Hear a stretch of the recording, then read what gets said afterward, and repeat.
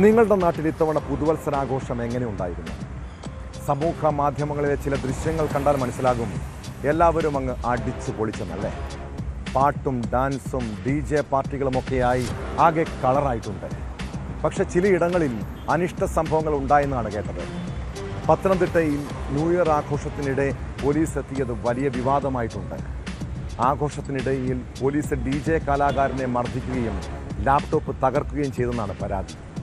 സംഭവത്തിൽ DGP അന്വേഷണത്തിന് ഉത്തരവിട്ടു.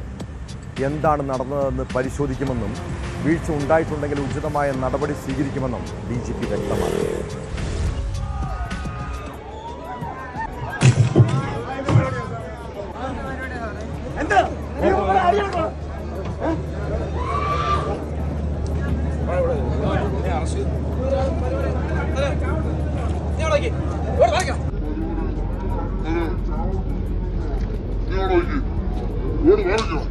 പുതുവത്സര ആഘോഷത്തിനിടെ പുലർച്ചെ 1:15 പത്തനംതിട്ടയിൽ പോലീസിൻ്റെ അതിക്രമം നടന്നത്.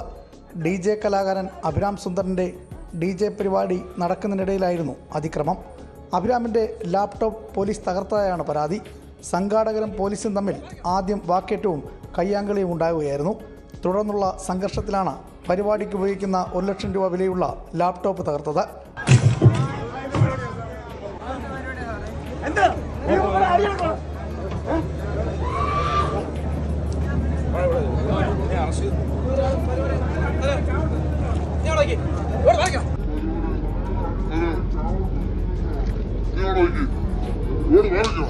അതേസമയം പോലീസ് പറയുന്നത് ഇങ്ങനെയാണ്: രാത്രി 12 മണി വരെ മാത്രമാണ് ഗാനമേള നടത്താനുള്ള അനുമതി നൽകിയത്.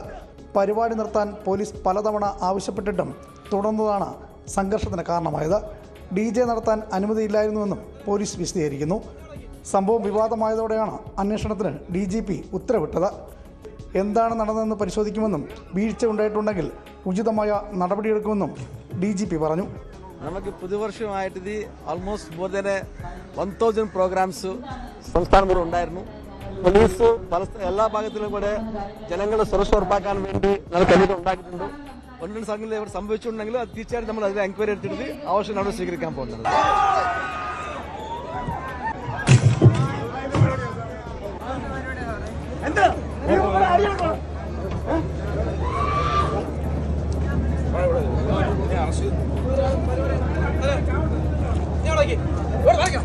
ന്യൂസ് 18 പത്തനംതിട്ട.